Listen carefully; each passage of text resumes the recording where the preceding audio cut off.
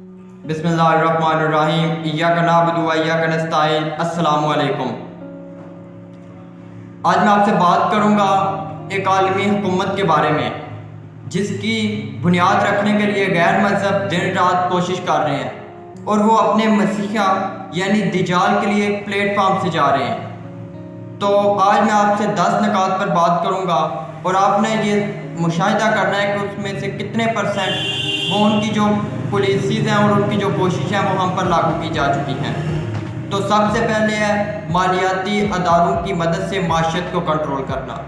किसी भी मुल्क को वैसे तो कंट्रोल नहीं किया जा सकता, लेकिन अगर आप उसको कर्जा दे देते हैं या उस पर कोई एहसान कर देते हैं या उस पर कोई उसको अपने एहसान के नीचे दबा लेते हैं या उसको ब्लैकमेल करने की हालत में आ जाते हैं तो आप उसको आसानी से कंट्रोल कर लेते हैं। तो इसके लिए IMF, वर्ल्ड बैंक और WHO ये जो अदारे हैं और दूसरे आलमी अदारे और दूसरे मालियाती अदारे हैं जो इनकी मदद से जो मगरबी ममालिक हैं वो मुसलमान ममालिक को अपने कंट्रोल में करते हैं और मगरबी ममालिक का जो मुकम्मल तौर पर कंट्रोल है वो यहूदियों के हाथ में है। एक तो ये हो गया। नंबर 2, मल्टीनेशनल कंपनियों का निज़ाम। आपके यहाँ कितनी किस्म की मल्टीनेशनल कंपनियां काम कर रही हैं। एक मोबाइल से लेकर खाने पीने की तमाम अशिया मल्टीनेशनल कंपनी की है।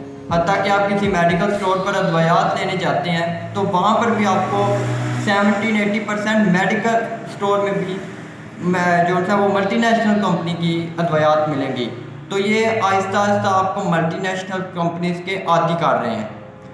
नंबर 3, बैंकिंग का निज़ाम। पूरी दुनिया में जितना भी बैंकिंग का निज़ाम है उसको तमाम तौर पर यहूदी कंट्रोल कर रहे हैं। इसके ज़रिए वो तमाम कारोबारी लोगों को एक ऐसे जाल में फंसा रहे हैं जिनकी डोर उनके हाथों में है और ये आलमी सतह पर हो रहा है। नंबर 4, तलीमी निज़ाम पर कंट्रोल। वो आपको एक ज़बान सिखा रहे हैं, वो हमें एक ज़बान सिखा रहे हैं। अगर पूरी दुनिया पर एक हुकूमत बनानी है तो इसके लिए लाजमी है कि पूरी दुनिया में एक किस्म की ज़बान हो। आज लोग अरबी, उर्दू, तुर्की, फ़ारसी, हिंदी, चीनी नहीं सीख रहे, बल्कि आज हर बंदा इंग्लिश ज़बान सीख रहा है। तो अपने इस मकसद में भी आहिस्ता आहिस्ता कामयाब हो रहे हैं। नंबर 5 है मादियत परस्ती का फैलाव। वो आप लोगों में मादियत परस्ती का फैलाव कर रहे हैं जिससे हमारे नबी सल्लल्लाहु अलैहि वसल्लम ने हमें मना फरमाया। इस तरह का घर हो, इस किस्म का मोबाइल हो, इस कंपनी की घड़ी हो, इस कंपनी की गाड़ी हो, ये सब मादियत परस्ती में है। वो कपड़ा जो आपको 1000 रुपये में मिलता है वो आपको 50,000 में दिया जा रहा है। फ़र्क सिर्फ उसमें इतना है कि उसमें एक टैग लगाकर वो ब्रांड के नाम का एक टैग लगाते हैं और उस टैग की वजह से आपसे 45,000, 47,000, 50,000 एक्स्ट्रा पैसे वसूल करते हैं। एक दफ़ा साबका वज़ीर ख़जाना इसहाक़ डार ताजरों के साथ मीटिंग कर रहे थे तो उन्होंने एक कपड़े का सूट लाकर टेबल पे रखा और उन्होंने ताजरों से कहा कि ये कपड़े का सूट मेरी बीवी जी टाउन से 5500 का लेकर आई है। हालांकि इसकी कीमत 500 रुपया है और आप 5500 का कपड़े का सूट तो दे रहे हैं लेकिन आप टैक्स पे नहीं कर रहे। तो ये सिर्फ एक ब्रांड की वजह से वो आपसे एक्स्ट्रा पैसे ले रहे हैं और वो ब्रांड, वो जो टैग होता है किसी भी कंपनी का, वो आप कपड़ा पहनने से पहले उसको उतार कर बास्केट में फेंक देते हैं। नंबर 6, शिकस्त खुर्दा ज़हन।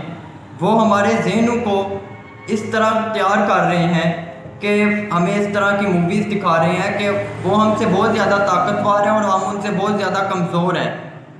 वो किसी एक मुसलमान मुल्क को मारते हैं, फिर दूसरे को मारते हैं, फिर तीसरे को मारते हैं और हमें इस बात पर कायल करते हैं और हमारे जहनों में ये बात डाल रहे हैं कि हम उनसे जितने मर्ज़ी तरक्की याफ्ता हो जाए या जितने मर्ज़ी हम उनसे आगे चले जाएँ टेक्नोलॉजी में, लेकिन हम उनसे है कमज़ोर और हमें ये वो हमारे जहनों में वो ये बात डाल रहे हैं कि आप हमसे कमज़ोर हैं और हम ताकतवर हैं। नंबर 7 है कौमियत का कंसेप्ट ख़त्म किया जा रहा है और ये तकरीबन हो चुका है।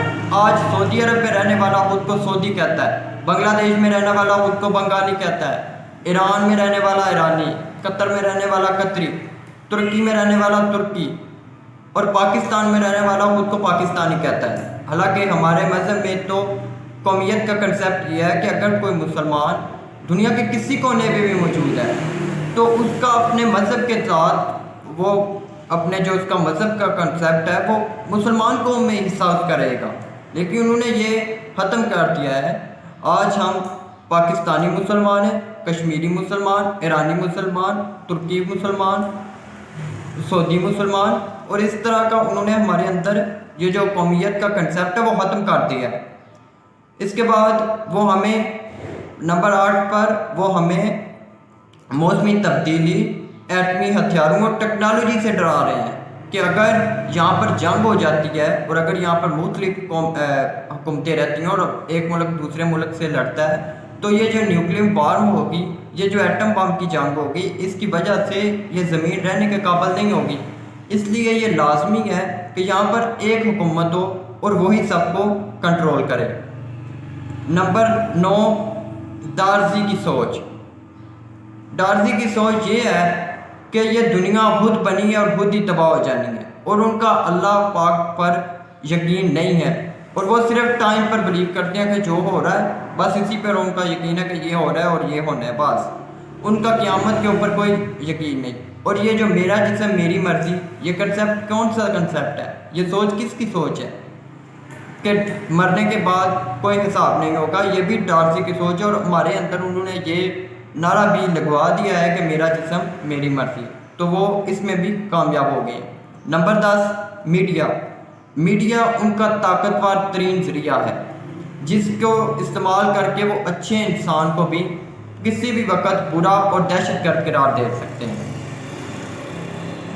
عبدالستار ایدھی صاحب وہ ایک بہت اچھے اور لوگوں کی اصلاح کرنے والے انسان تھے، لیکن اگر وہ امریکہ میں جاتے تو امریکہ آسانی سے ان کو دہشت گرد قرار دے سکتا تھا۔ ارطغرل غازی، اگر ارطغرل غازی اس وقت ہوتا اور وہ اپنی سٹرگل کو جس طرح اس نے آج سے 100 سال پہلے اس نے وہ اپنی سٹرگل شروع کی، اگر وہ آج اپنی سٹرگل شروع کرتا تو امریکہ اس کو آسانی سے دہشت گرد قرار دے سکتا تھا، جیسے اس نے اسامہ بن لادن کو قرار دیا یا دوسروں کو جو بھی امریکہ کے خلاف جاتا ہے یا ان طاقتوں کے خلاف جاتا ہے وہ ان کو آسانی سے غیر مسلم قرار دے دیتے ہیں۔